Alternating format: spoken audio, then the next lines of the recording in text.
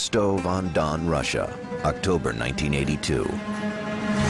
A special task force is desperately searching for a serial killer. The investigation had begun 4 months earlier when the body of a 13-year-old girl was found in a desolate patch of forest. She had been stabbed repeatedly. Her eyes had been gouged out. There's a Russian superstition that the last sight that a murder victim sees is somehow imprinted on the surface of the eye. Soon, 2 more bodies with similar wounds were discovered. All 3 had been sexually assaulted.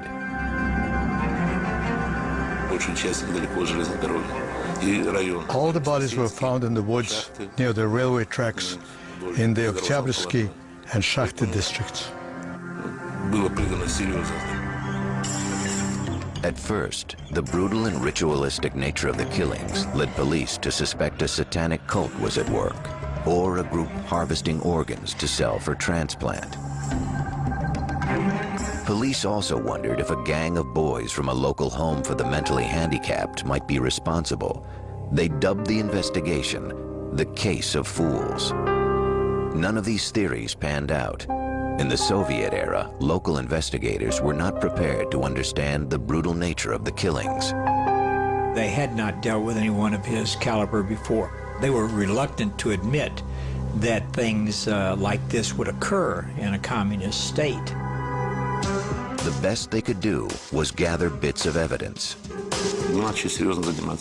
We got down to serious work, first of all, with the identification of the bodies and then forensic tests of the remains. Despite these efforts, the body count rose. By 1984, we had found 23 bodies. Some of the bodies were still fresh, which gave us a broader picture of the injuries and the killer's behavior at the site of crime. Many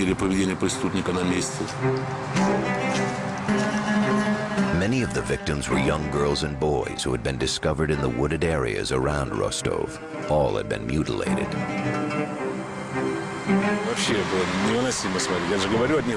When they found some of the victims, you could still see the reflection of horror in their eyes. It was very hard to look at because many were just children. There were cut abdomens, amputated breasts. It was horrible to see. And in many cases, it was clear that those body parts had been removed by the teeth of the killer.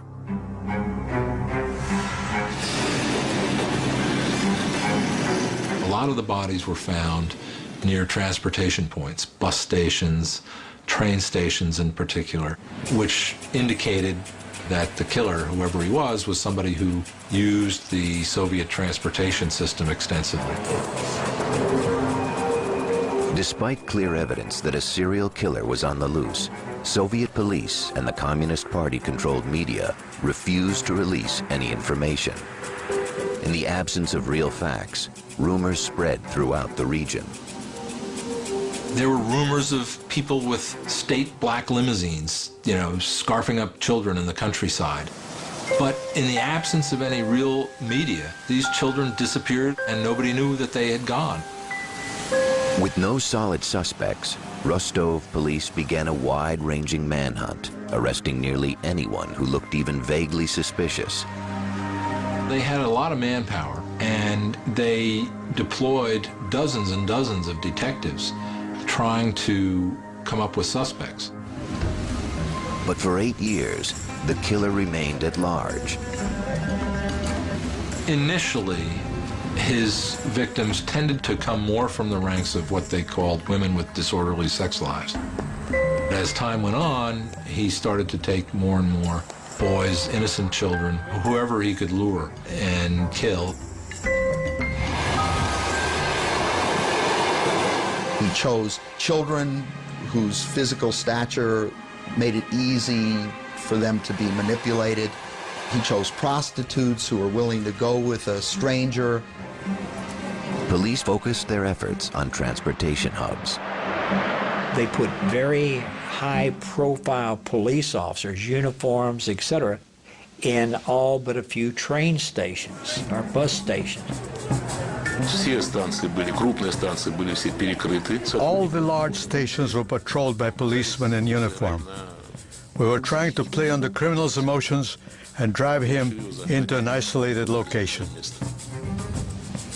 Undercover officers were used to keep these remote locations under surveillance. In early November, the strategy paid off. A plainclothes detective at an isolated train station spotted a man emerging from the woods. The officer noticed a smear of blood on his cheek and what appeared to be a severe cut on his finger. According to the policeman who was watching him, the suspect washed his shoes and cleaned his coat. The policeman in civilian clothes asked him to show his papers. He identified himself as Andrei Chikatilo, a 54-year-old grandfather and loyal Communist Party member. The detective did not have enough reason to hold Chikatilo. He did, however, file a report on the incident. 24 hours later, a passerby discovered a girl's body in the same woods. It happened the next day after Chikatilo had been stopped on the platform. The body had all the typical injuries on it. The chief of police immediately demanded the files of any suspicious individuals who were registered in the last 24 hours.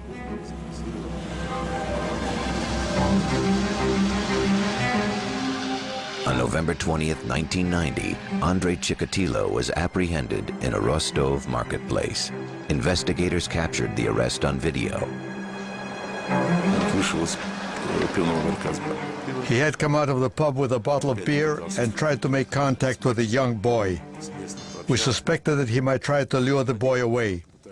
And at that point, Chikatilo was arrested. By now, Chikatilo was suspected of committing more than 30 murders, but the police had no eyewitness and few real clues. Detectives desperately needed proof of his guilt. They needed a confession. They wanted to get the confession. If you read Crime and Punishment by Dostoevsky, I think that you'll see that the confession is a very powerful symbol and very powerful element in Russian culture. Soon, Andrei Chikatilo would reveal the gruesome details of his 12-year run as a sexual predator. It was a tale that would shock a nation. In the annals of crime, Andrei Chikatilo is undoubtedly one of the most sadistic killers ever to live. And he got away with murder for more than 12 years.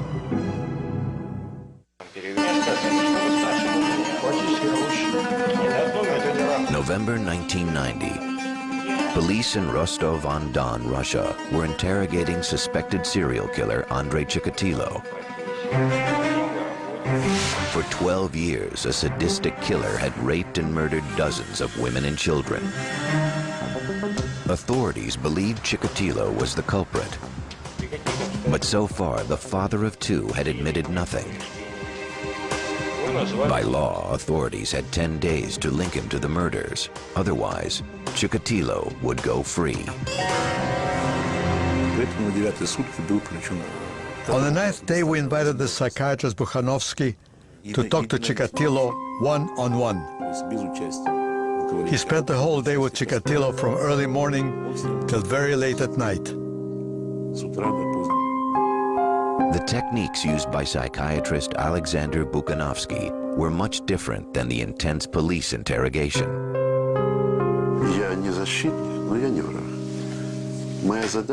I explained I wasn't his enemy, although not a defender either.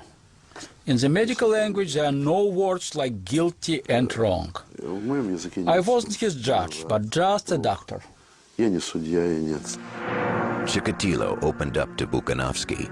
After several hours of conversation, he began to confess his crimes. He probably, in some respects, wanted to be caught. I can't imagine somebody doing that for all those many years and not realizing that he was living in a hell of his own creation and wanting to be out of it. He took even a kind of smarmy, perverse pride in demonstrating his various techniques, which he did in the KGB gymnasium, where little dummies were used to represent the victims. Not only did Chikatilo admit to the 36 murders of which police were aware, he also described 17 more that they hadn't tied to him. From then we began to collect evidence to prove his connection to the other murders. Или брюки только спущены? Нет, как, ага, я вот не понял это. Он в это время одежду у него... Chikatilo was more than willing to show how he disarmed people, how he tricked them, how he tied up the boys, how he inflicted the knife wounds, and how he even had sexual relations with his victims, either in the stage of near death or after death. What we do know about the serial killer is when you start to talk with them, they hold everything together. Then they begin to disintegrate, and they begin to be able to share bits, pieces, odds and ends of murders. On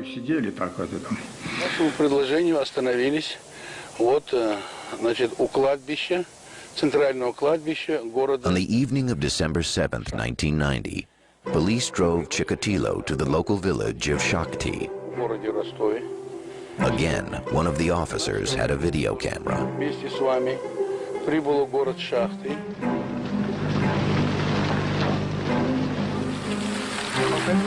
Walking between the gravestones of a small public cemetery, Chikatilo brought them to the site of a shallow, unmarked grave. Police dug until finally a child sneaker emerged through the earth. Chikatilo watched casually, detached from the proceedings. But these horrors would shock the Soviet nation. What could have created this brutal killer? How could he have killed so many for so long? What would cause a person to slip over that line and become a serial offender of any kind?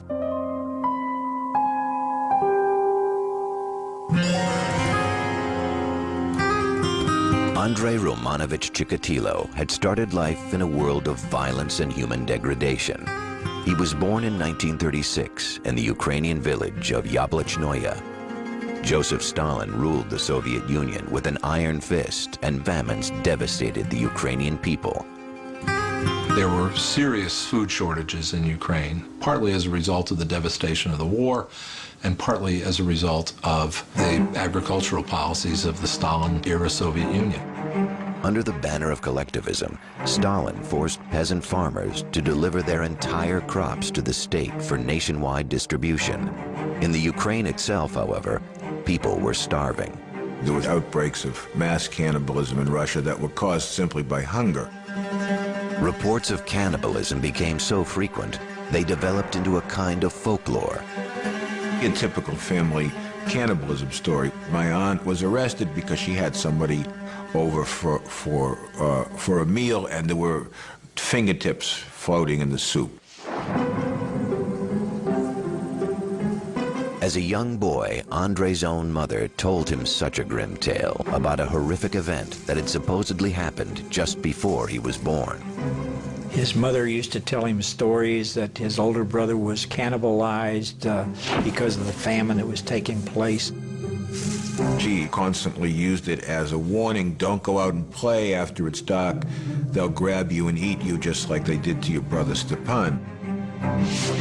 Her claim that his brother had been cannibalized was impossible to confirm, but psychiatrists speculate that Chikatilo himself might have been traumatized by another crime, an assault on his mother. His sister was born in 1943 during a time when the Germans were occupying a large part of Ukraine where he lived. And his father was supposedly in the Red Army at the time. It's hard to imagine how the father could have gotten back to the family home to impregnate the mother. And they had a one-room home. So it's quite possible that he saw a German soldier rape his mother. Also devastating in the eyes of 13-year-old Andrei was the fate of his father, taken prisoner by the Nazis. When Chikatilo's father finally returned home in 1949, he was suffering from tuberculosis. Rather than being rewarded for his war service, he was branded a traitor to the Soviet government. You either died in battle or you triumphed, and there was no third way that was honorable. Stalin's paranoia was such that soldiers who were captured by the Germans and held captive were considered suspect. Although the Communist Party made Andrei's father an outcast, Andrei's own devotion to the state was such that as a young teen, he became an active member of the Communist Youth League. Chikatilo was very genuine in his belief, in his professed public belief in communism. But with the onset of puberty, young Andrei realized that he was not like the other boys in the Youth League. He never fit in very well, and he felt embarrassed and humiliated generally about his lack of sexual prowess. His social circle consisted of much younger children, with whom he felt comfortable because they understood him, or elderly people who liked him because he was always a good boy. As a teenager, Andrei was attracted to young girls, but he was humiliated when he found himself unable to perform sexually. At that point, he was probably as attractive a man as he was ever going to be, and started having courtship with a girl in the village. And his impotence destroyed that relationship. It became a subject of gossip in the village. It was yet another insult to Chikatilo's fragile self-image, and a discovery that would torment him all of his life. By 1955, Andrei Chikatilo was desperate to escape Ukraine and memories of a miserable youth. By his late teens, Andrei knew that he was sexually inadequate. To compensate, Chikatilo decided to better himself in other ways. He set his sights on the prestigious Moscow University, hoping to earn a law degree. But he failed the entrance exam. Disappointed, he entered a vocational school. He wanted to believe in himself as a person who had studied hard, which he in fact had, and gotten a university degree. Not an insignificant accomplishment given his origins. That was another layer of acceptability, if you will, another layer to cover up what really existed with Chikatilo.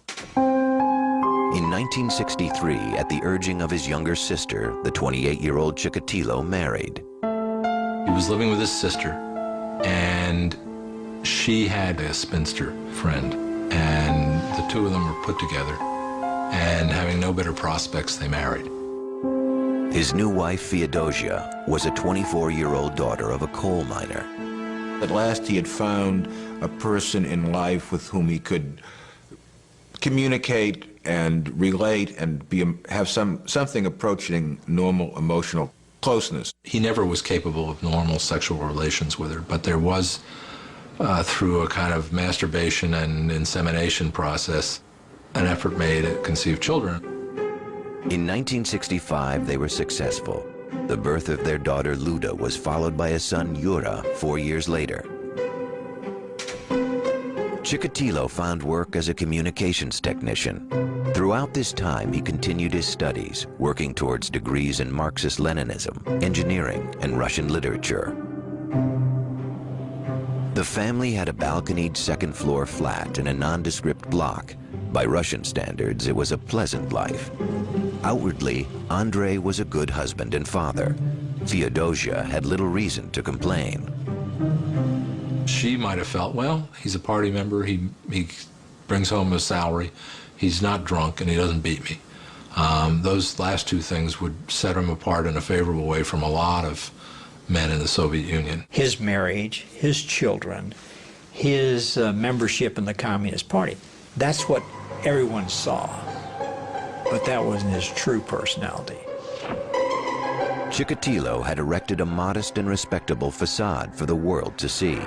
Inside, however, he was desperately frustrated.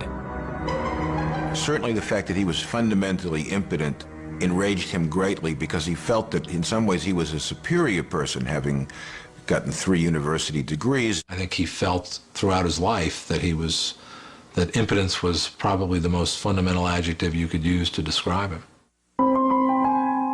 In 1970, Chikatilo accepted a job in a secondary school. As a teacher, the 34-year-old hoped to find acceptance and respect, and yet instead he found constant humiliation. His students didn't take him seriously. They refused to behave and smoked right in front of him in the classroom. He was altogether not the kind of person that would hold the attention of a class of children, and they mocked him. He was nicknamed the Goose by his students, and goose in Russian is kind of like jerk in English. It's someone who inspires zero respect. Worse, Chikatilo found himself enraged by the sight of young people around him falling in love and, in his mind, engaging in sexual activity. One thing that he wanted to change about himself and couldn't change was his sexual impotence. He felt the world had somehow inflicted a tremendous injustice on him. Any lowlife could enjoy the pleasures of sexuality, the joys of love, but he, Chikatilo, the educated, the brilliant, the special, the genius, could not, and that was a source of his fundamental rage. In the early 1970s, Chikatilo responded to his anger and frustration by secretly molesting students, both male and female. He felt so profoundly rejected by adults, he was unable to have sexual relationships with consenting adults, so he instead went to vulnerable children. In 1974, he was fired when allegations of his sexual misconduct with students became known. Rather than take the responsibility for exposing him, the director of the school simply got rid of him. And it was typical of what might happen in a Soviet society, and probably would happen in any society. Because the incidents were kept quiet, Chikatilo could simply relocate. He moved his family to the nearby town of Shakhty. There he found a new position, teaching at vocational school number 33. Chikatilo's wife knew that he had little problems. He was involved with bothering the children at school, but they had put that behind them, and she had forgiven her husband. But unknown to his wife and family, Andrei Chikatilo was constructing another life. He bought a second secret house for himself. It was a dilapidated 3-room shack on a quiet back street called Mezhevoy Lane. And it was the perfect setting for murder.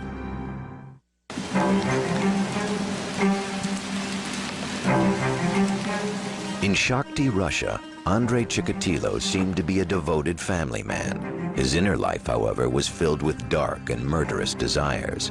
In 1978, he began to turn these feelings into action. First, he acquired a small shack in a rundown neighborhood. In December, he took a 9-year-old girl there. Her name was Yelena Zakotnova. Her friends called her Lena. He'd met her at a bus stop and offered her something Soviet children rarely enjoyed, bubblegum. She agreed to follow him to the house. He encountered this girl and had first discovered with her that violence on the body of a girl was something that would get him excited. As he began to molest her, he grew increasingly excited and wanted more direct sexual contact with her. He was unable to perform sexually, so he used a knife instead. It was the moment when he discovered that murder was his passion. After that, he knew himself in a new way. Afterward, he carried Lena to the nearby Grushevka River. He set her body in the water, then tossed her school bag after her. She was found 2 days later. Although policemen investigating the case came across some bloodstains near Andrei Chikatilo's secret house, he was not considered the prime suspect. The problem is, from the point of view of the police, that he had no criminal record. He was a party member. He had a wife. He had children. he did not fall into any of the categories that they were used to looking for criminals in. Rather than focusing on Chikatilo, police found someone they deemed a more appropriate suspect, a local man who had spent time in prison for rape. He was later convicted and executed. Having killed for pleasure, Andrei Chikatilo was now able to erase the sense of impotence he'd felt all his life. He had gained a piece of self-knowledge that he could never shake, which was that what turned him on was powerlessness and ultimately the murder of another person. Still, coming so close to being caught had frightened Chikatilo. For the next 2 years, he went to work, spent time with his wife and children, read the papers, and waited. He quit teaching to become a supply supervisor, or tolkach, a position unique to the dysfunctional Soviet economic system, where contracts for raw materials often went unfulfilled. The job of a tolkach was to go around to the various enterprises and try to get them to send the cement or send the rubber or send the steel or whatever it was that was necessary. It was normal for him to go on the road for several days to visit the supplying enterprises for his own enterprises and be gone without any supervision. It was not a particularly prestigious job for a man of Chikatilo's education. He traveled by train to various factories, trying to maintain the image of a dutiful Soviet citizen. He does have a struggle. I don't think he just gives himself over to, I am evil, personified. I think he says, what I'm thinking, what I'm wanting to do is not healthy, it's not good. In the case of someone like Chikatilo, the brilliance and the strength of the person was in this iron discipline of keeping the two halves of his personality utterly separate. For over 2 years, Chikatilo managed to keep his murderous rage under control. But finally, the dark side of his personality resurfaced. On September 3rd, 1981, while passing a library in Rostov-on-Don, Chikatilo spotted 17-year-old Larissa Chichenko. She agreed to take a walk with him along the Don River. Instead, he steered her into the woods. Again, Chikatilo was unable to perform sexually, but he remembered what had satisfied him 2 years earlier in the secret house on Mezhevoy Lane. He would attempt to have sex, normal sex with the woman. He would inevitably fail. That would release the great rage that lived and lurked inside of Chikatilo. Sex was the vehicle, but the basic need was to feel a sense of power over his victims. Chikatilo killed with even more brutality than before. He stabbed his victim repeatedly, then savagely bit her. He was really getting even. He was angry with humanity, but especially with women. He was seeking revenge, and he was getting revenge against the people who rejected him the most. With this second murder, the veneer of Chikatilo's normal life shattered. A pathology spawned by years of frustration took over. Chikatilo became a serial killer. He was a man who was impotent. What does the word impotent mean? It means literally without power. So in every case, whether he was dealing with the young boys, the young girls, or the young women, it was essential for Chikatilo to establish physical dominance and control over the victim. Gratification has been mixed up with anger and hostility, and one complements the other to the degree that you can't even separate them. He became intensely excited and even would spontaneously ejaculate during that mutilation that had taken place. Then he cut off pieces of his victims' bodies.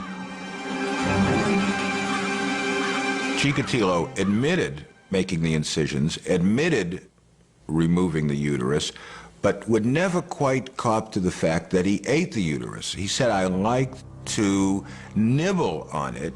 They were so pink and springy, those were the words he used. What had started as a quest for sexual satisfaction had now become a murder spree, the worst in Russian history.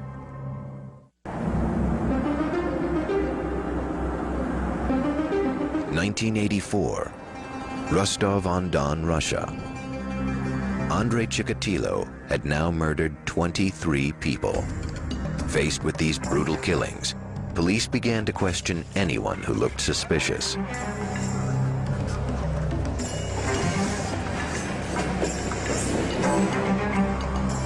On September 13th, 2 Rostov detectives spotted a 6-foot-tall man wearing a black fur cap.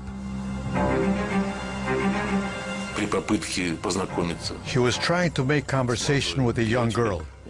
It was decided not to detain him on the spot, but follow up and see what he was going to do. The officers tailed the suspect as he approached one young woman after another. Eventually, they observed him fondling a prostitute in a deserted station. This act of public lewdness was enough for detectives to arrest the man. He identified himself as Andrei Chikatilo. He was carrying a small leather case. He had a briefcase, and in the briefcase was Vaseline, ropes, and knives. Well, that sounds to me like what we refer to as a kill kit. But after questioning Chikatilo, investigators discovered that he was a devoted family man and a loyal Communist Party member. He was eventually released. They were looking for a young killer who had a criminal record, who might have been known as a sexual pervert in his community. He had gray hair, thick glasses. He was tall and skinny with a little pouch of a belly. He seemed to be just another face in the crowd of people that you would see in a provincial Soviet city. In addition, police laboratories mishandled a blood test that could have tied Chikatilo to the crimes. Well, the Russian police were, first of all, technologically in the Stone Age, and in terms of organization were on that level as well. So typically blood and sperm samples would get lost. That in itself was an example of the failures of Soviet science and of Soviet production capabilities. Chikatilo was free to kill again. Police were desperate to stop the attacks, so they decided to try an American criminological technique, psychological profiling. Psychiatrist Alexander Bukanovsky was recruited to create a psychological portrait of the killer. Preparing the criminal's profile took several months of hard work. I had access to top secret materials that have never been published. By analyzing this evidence, Bukanovsky painted an intriguing description of the killer.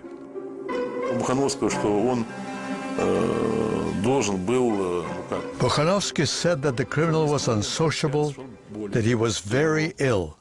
He stressed sexual perversions.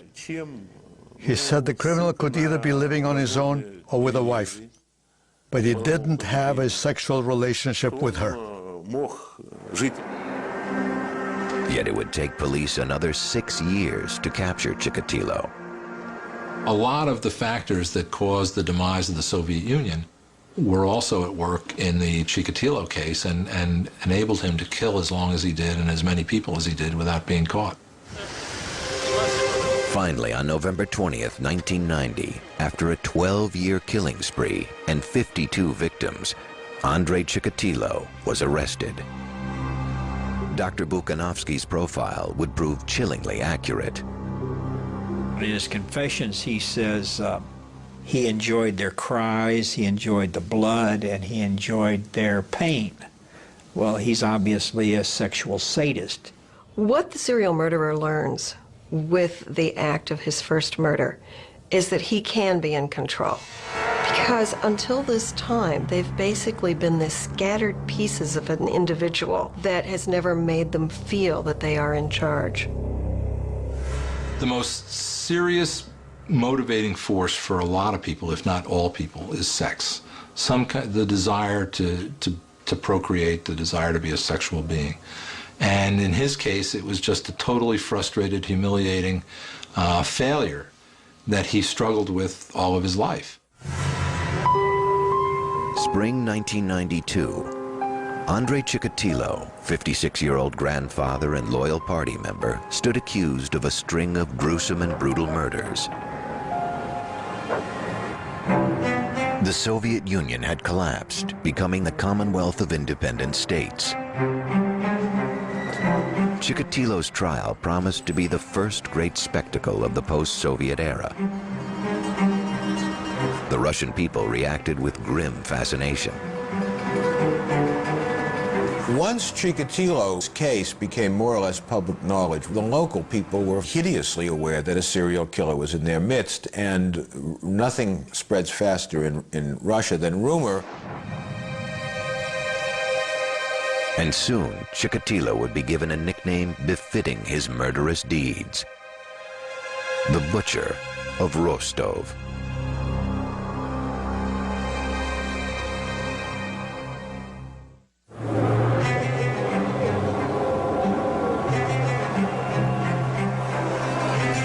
On the morning of April 14th, 1992, in the Russian city of Rostov-on-Don, citizens flooded the steps of the House of Justice, anxious for a glimpse of the accused killer, Andrei Chikatilo.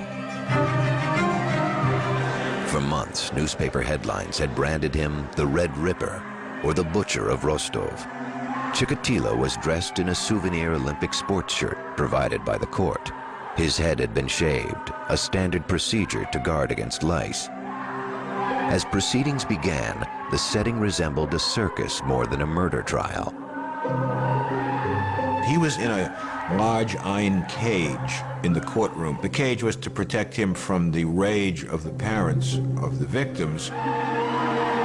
He was never able to sit at a table and converse with his lawyer the way a Western defendant would have been. It was a bizarre scene. In the public seating, you had a number of family members of victims who were quite vehement in their desire to see him executed. And if they had had the option of seeing him executed by having wolves tear him apart, they would have voted for that. The victim's parents' reaction was understandably strong. When he was put in his cage, people rushed towards it and shouted, "Give him to us." But how else would you expect the parents who lost their children to behave? On the opposite end of the courtroom, Justice Leonid Akupchanov presided, flanked by ordinary citizens, the Russian equivalent of the Western jury. The judge read the list of charges. The volume of evidence filled 222 casebooks. The story they told was grim and horrifying in its details. The victims' ages varied from 9 years old to 45. They were both male and female. The ultimate point of the sexual act is to create life. Chikatilo's idea of it was that it should climax in death, so he was Mr. Anti-Sex, Mr. Anti-Life. It took 2 days for the judge to read through his list of indictments. On April 16th, the defendant was allowed an opportunity to address the court. Families of Chikatilo's victims screamed insults. Some fainted. In a rambling 2-hour statement, Chikatilo described himself as a man robbed of his genitals. Born impotent, Chikatilo claimed to be cursed by a lifetime of sexual frustration that had eventually driven him to murder. He asserted that he had never planned to kill, but that he had been seized with shaking and shivering and had lost control. He seemed at various times intent on proving that he was crazy. At some points that I witnessed, he jumped up and started shouting at the judge and then dropped his pants and exposed himself. At other times, he started cursing and screaming and so forth. Most observers believed Chikatilo's behavior in the courtroom was an act, an effort to gain sympathy. If found criminally insane, Chikatilo could be placed in a psychiatric hospital. If judged sane, however, he faced execution. In Russia, that meant a single bullet to the back of the head. The definition of sanity and insanity from the legal point of view, which is an international definition and was used in the Soviet Union, was can the person in question tell the difference between right and wrong? The trial would continue for 6 months. Throughout, Chikatilo presented himself as a wretched victim of nature's indifference and a gruesome metaphor for Russia's 70-year failed social experiment. When he was defending himself, he blamed Stalin, he blamed his parents, he blamed the cannibalism of the famine, he blamed the Communist Party, and he even blamed his own blood type. Prosecutors would argue that Andrei Chikatilo was in fact the most calculating, diabolical killer of all time. His crimes were sickening, but I don't think he was sick in the psychiatric or legal sense. Certainly not insane. He was more bad than he was mad, and he was certainly very crafty, but he wasn't crazy. October 14th, 1992 would signify the day of reckoning for serial murderer Andrei Chikatilo. It had taken nearly 2 months for Judge Leonid Akobzhanov to write his final verdict. Everybody knew he was going to be convicted. Everybody knew what the sentence was going to be. But there was, I guess, some value in going through the ritual. Учитывая чудовищные злодеяния, что он творил, судебная коллегия не может не назначить ему единственное наказание, которое он заслуживает, исключительную меру наказания, и приговаривает его к смертной казни. After a 12-year murder spree, final justice came swiftly. On February 15, 1994, Andrei Chikatilo was escorted through the halls of Rostov prison and led to a private cell. There he was executed by a single shot behind the right ear.